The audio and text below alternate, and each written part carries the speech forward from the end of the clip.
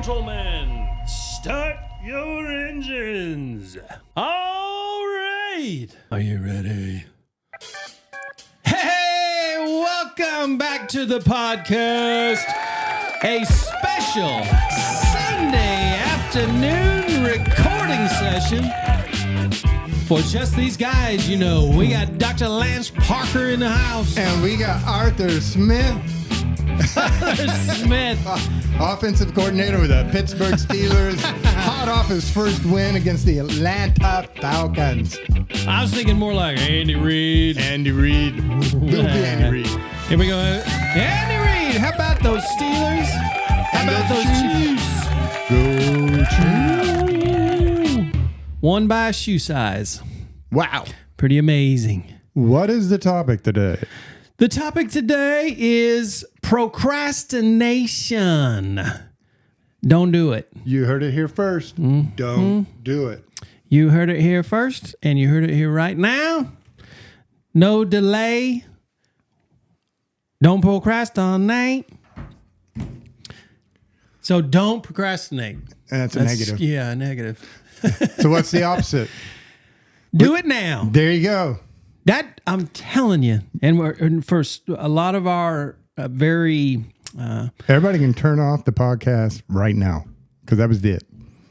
We do it now. Do it now. Boom. Okay. Nothing else to even learn. Nope. But maybe discuss just a little bit. Well, for the procrastinators out there who are putting off things right now, we can talk for another 15, 20 minutes about procrastination. But the end, I'm telling you right now, when we get to the end of this, the answer is going to be... Do it now. Turn it off. Go clean the car. Turn it off. Get to work. Yep. Turn off the podcast. Go play with your kids. Yep. Whatever you've been avoiding, go do it now. Yes. Because we don't procrastinate on the things that we just love to do. We tend to procrastinate on the things that we really, hate to say it, but should be doing. That's why. And turn it into want to. Now, you had some information on procrastination you walked in hell with. I did. And so, because procrastination is something that has been hitting me personally. In fact, you did a outdoor service this morning. Yeah, we did. In Mays, Kansas. We did. And it was really, really cool. So for all of you out there who were able to make it out with us, thank you for coming. For all of you who didn't make it, if you're local here, come check out GP. We're going to be back in the building next Sunday. But it was a great day, and the central point that I made today was this: that procrastination is simply disobedience in slow motion. Mm-hmm.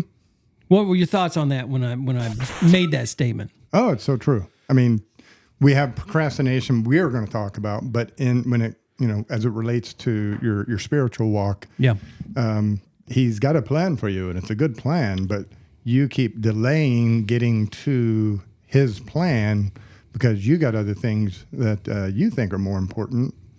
And so you're procrastinating. I'll get to that tomorrow. I'll start church next week. I'll start reading the Bible next week, and we are delaying implementing his word. We're delaying doing what he's asked us to do. So we are disobedient in slow motion. Yep.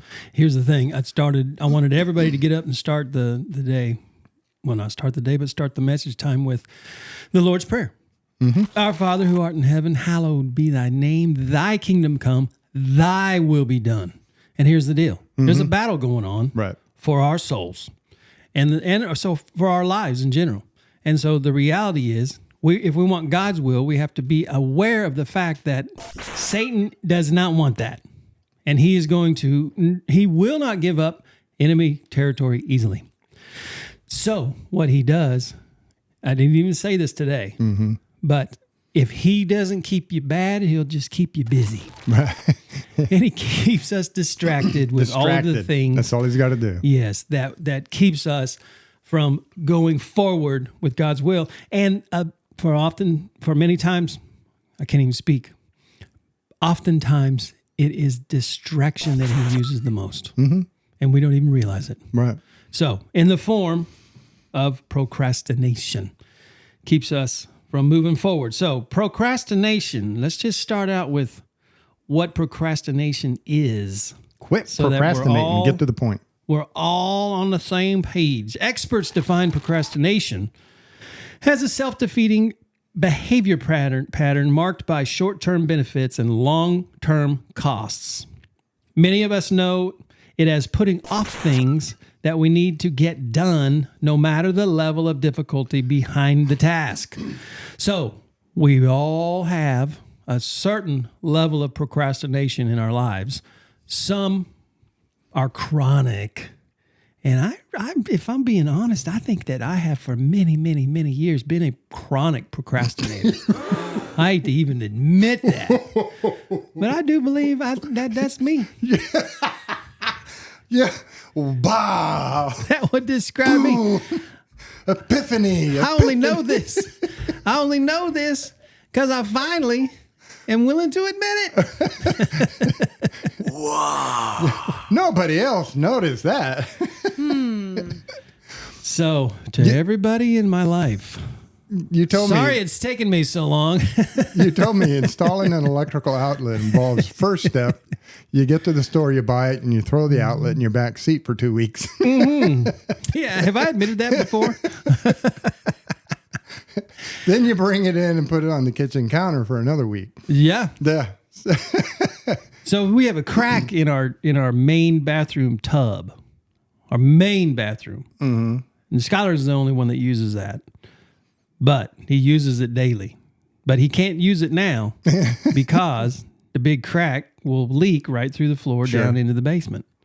That crack's been there for a minute because I have procrastinated getting it fixed. Yeah. But I'm on the mend. I'm getting better. The first step. So the point of this is the first step is stepping out of denial. Yeah. Like admitting to yourself that, okay, this is an issue in my life. And we took it all the way to our very, the most important relationship that we have, which is our relationship with God. We took it there this morning, but this isn't all, this affects everything. Every day, all day. All of our relationships. It affects our ability to be a productive person and to move forward and just to do the things that we really... And that's the problem. Okay. Explain. Well, Help me. Help me, Doc. In your definition, it said it was a negative. It was a maladaptive pattern. Okay. So the act of delaying something, doing it later, procrastinating, is causing a problem. Right. It's not like you're scheduling things. It's like, well, it's 8:00 at night. I can't work on the deck. I have to wait till tomorrow morning. I'm scheduling work. That's not procrastination. Procrastination is putting off to tomorrow something you could be accomplishing today. Yeah. Notice I say could. Good. Yep. Not should. Right. Should, we put pressure on ourselves. I should be doing that. Now there's a negative pressure, and we tend to avoid negatives. We walk away from them. We move away from them. So when we start telling ourselves what we need to be doing, should be doing, have to be doing, we're creating pressure on ourselves that is undesirable. So we move away from it. Mm-hmm. So I got to get back to the basics and remember, should happens. Should happens. That's number 2 in the fundamentals. Yes. Yep. So it's back to the book. Yes. It's right back to the book. It's back to my book. It's back to the book. Yep. People don't seem to understand. I talk about should versus want. Yep. And psychologically, our mentality, we have mental filters, perceptual processes, and when we look at the world through a lens of expectations, should, must, have to, that filter only allows us to have a negative emotional experience or nothing at all. So when I do what I should, there is no reward, no personal reward. I can't be happy about putting on socks because I'm supposed to wear socks. Now, I'll get relief If I've been doing something I shouldn't be doing, or I haven't done something I should be doing, and the pressure is building, and I go and do it, there's a relief of the pressure. There's a relief of the negative, but relief is removing the negative. So I'm going from a negative state back to nothing. Mm-hmm. So this is not a very functional, productive way to run a railroad. It's just a bunch of negatives or nothing. And so the mental shift to what I want, now that opens the door to experience joy and happiness. When you get what you want, you are happy. Mm-hmm. And so if I want to get something accomplished, when I get it accomplished, then I will feel a sense of accomplishment. I will feel a sense of happiness. So when I set myself up for failure, when I tell myself I should do stuff, because that is putting pressure on me until I get it done, and my reward, quote unquote, is removing that pressure. But if I can shift my brain to, I want to get these things done, then when I get them done, I feel a sense of accomplishment. I feel a sense of pride, and that becomes an attractive outcome that draws me to it. Now, this goes back to my book, but it goes back to the Bible. Yep. Martha, Mary. Yep. He very clearly told Martha, very few things in this world actually needed. Mm-hmm. He's talking about a mindset, because she was saying she needs to be in there and help me out, and you need to tell her. Mm-hmm. Very few things actually needed. In fact, there's only one. Now, another podcast, we can talk about the one and what it is, but I'm sure it's not baking bread. No, but that's a good one. And he said Mary has chosen what is better. Better, yep. She chose what she preferred, what she wanted. And so he gives us a mentality to approach our lives. Not should, must, have to, but what do you want? What would you prefer? What would you like? Yep. We've had this conversation once a long time ago, but to illustrate the importance of thinking what you want, focusing on what you want. I had an experience, you might recall me talking to you about this, where we took this class, we had to read the book of John, and I didn't want to read the book of John, so I found a movie, the book of John, watched it, ended up, for certain reasons, watching it 4 or 5 times. Mm-hmm. About the 4th time through, I'm looking around at the background, looking for power lines. Somebody leave their sneakers on. Something caught my attention as it was unfolding after the Last Supper. And I was like, no way. So I went and got the Bible and read the book of John. See what the damn movie will do to you. Mm-hmm. And sure enough, and so when we watched the movie the next night, I counted, and I went back and I wrote down the scriptures, and I asked you, how long was it from the Last Supper till they got done with dinner until the Romans snatched them up? You said, a couple hours. And I talked to another Bible scholar who was like very detailed about the tracking the time that night, and it was 2 to 3 hours tops. Mm-hmm. And as he's walking through the garden, he knows he's about to die. And so he's talking. He said, "You're no longer my disciples. You're now my friends." And he's kind of preparing them for what is about to come. He knows he's about to die. This is his last minute with these guys. And he said one thing to them 5 times. Of all the stuff he could have said, he said one thing 5 times. He would talk and then wrap it all up with one thing. Might that be important? Might you want to wake up and pay attention to this part of the movie? He said, do it now. He said, whatever you want. Yeah. Ask my Father in my name, it shall be yours. What do you want? Ask for whatever you want. What do you want? Whatever you want, whatever you want. And I think that is the mentality that he was trying to stress, that we no longer live under a world of rules and laws and have-tos and need-tos and got-tos. We now live in freedom to do whatever we want, to live the life that he wants us to live. We want to honor him, so when we start thinking that way, then chores aren't chores anymore. I want to take care of this house. I want to honor the investment that we've made. I want to honor the blessing he's given me to live in this house. I want to take care of my stuff. No, I would rather sit here and watch the football game, but do I want to be in good health for the rest of my life? Well, I got a choice. Sit here and watch the football game or get up and go for a run. Mm-hmm. What do I want? Yep. And so with procrastination, people are thinking about what they should be doing and have to be doing, and that creates a very aversive situation of no fun versus, video game. No fun versus, Facebook. Mañana. We'll get to it tomorrow. Yeah. Like we're going to enjoy today. If we put the work off till tomorrow, we're not going to enjoy today, but we think we're enjoying today. Like, hey, bright, shiny object. Hey. Yeah. And so procrastination, you were talking about earlier, leads to things like depression and anxiety and stress. And then it starts to cascade into other things. So the key, as we said at the beginning, this is it right here. 3 words. 3 very simple words. Put it in your daily routine.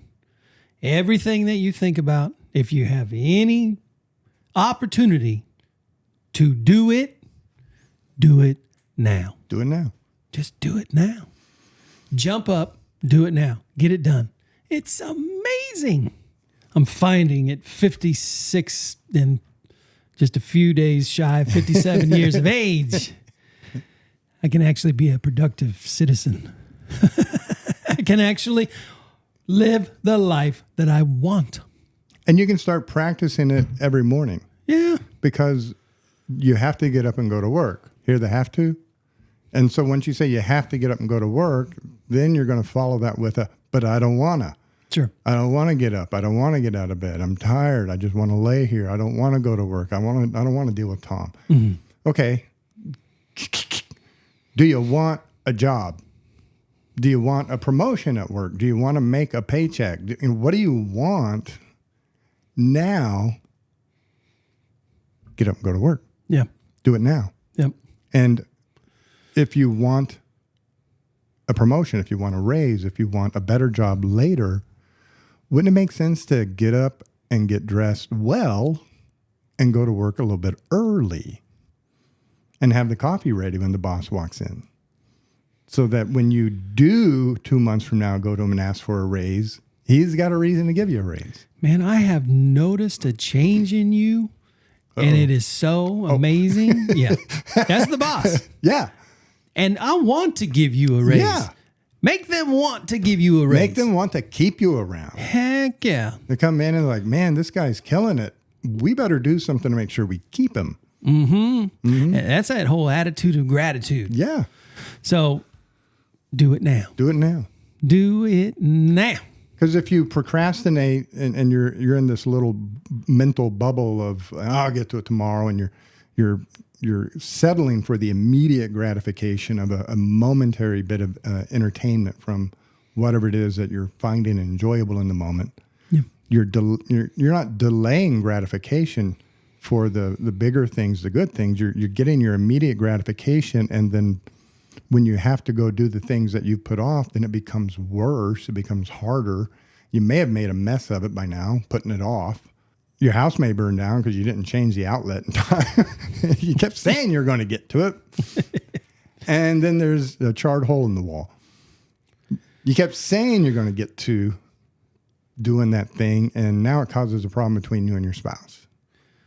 When you start delaying and procrastinating, you're impacting other people. They're waiting on you. They're looking for something from you. And now you're impacting your relationships. You're creating problems for yourself at work. Hey, did you get that project done? Oh, I've been putting it off until the last minute. And now the boss is asking for it, and I don't have it done yet. And, I was going to be on your desk at 5:00 today. Now all sorts of stress and pressure. But you had good intentions. You know where that leads you know where that'll get you. Yep. Awesome. Go do it now. Go do it now. Boom. Well, thank you, Doc. This is quite possibly the most productive session that we've ever had. And that's what this is. Every week, for me personally, it's a session. And I'm so appreciative of it. So I'm going to go do it now. We got Pastor Mike on the mic. And we got Dr. Parker. Thanks for tuning in, guys. We are just these guys, you know? Yes. Have an awesome week. Trying to make less noise. I can't help it. I just have to do it. Boom. Boom.